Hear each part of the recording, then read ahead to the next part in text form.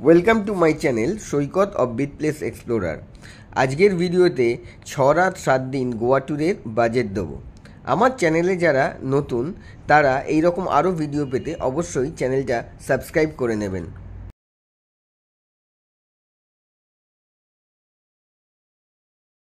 প্রথমে আসি ট্রেন এবং এয়ার ফেয়ার।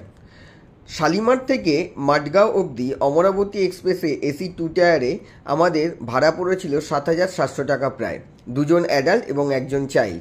এবং ড্যাবোলিন এয়ারপোর্ট থেকে কলকাতা এয়ারপোর্টে আমাদের ভাড়া পড়েছিল প্রায় 18,500 টাকা। এবার আসি অ্যাকোমোডেশন এক্সপেন্সে।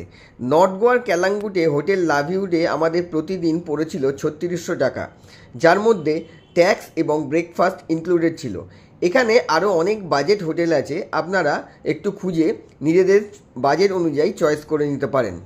সাউথ গোয়ার পালোলিম বিচ রিসর্টে আমাদের ভাড়া পড়েছিল প্রতিদিন 5,500 টাকা, যার মধ্যে ব্রেকফাস্ট এবং ট্যাক্স ইনক্লুডেড ছিল। এখানে পালোলিম বিচের ধারে অনেক বাজেট হোটেল আছে, আপনারা নিজেদের বাজেট অনুযায়ী একটু খুঁজে নিতে পারেন। এছাড়াও পালোলিম থেকে একটু এগিয়ে গেলে প্যাটনেম বিচের ধারে আরেকটি সুন্দর প্রপার্টি আছে যার নাম প্যাসিফিক সানসেট ভিউ রিসর্ট। এখানে ট্যারিফ শুরু 3,500 টাকার থেকে। গোয়াতে খাওয়ার খরচা একটু বেশি, তবে সেটা ডিপেন্ড করছে আপনার চয়েসের ওপর। আমার এখানে পড়েছিল প্রায় 11,000 টাকা, এর মধ্যে ট্রেনের খাবার, প্রতিদিনের খাবার, ড্রিঙ্কস এবং স্ন্যাক্স ইনক্লুডেড। এরপর আসি ট্রান্সপোর্টেশন এক্সপেন্স।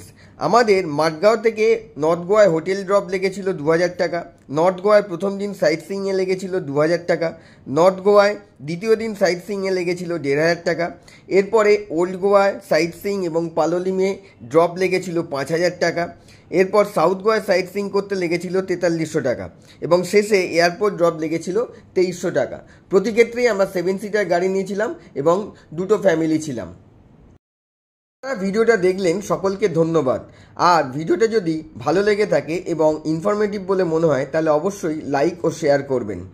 আর যারা চ্যানেলে আমার নতুন, এইরকম আরও ভিডিও পেতে চ্যানেলটা অবশ্যই সাবস্ক্রাইব করবেন। ধন্যবাদ।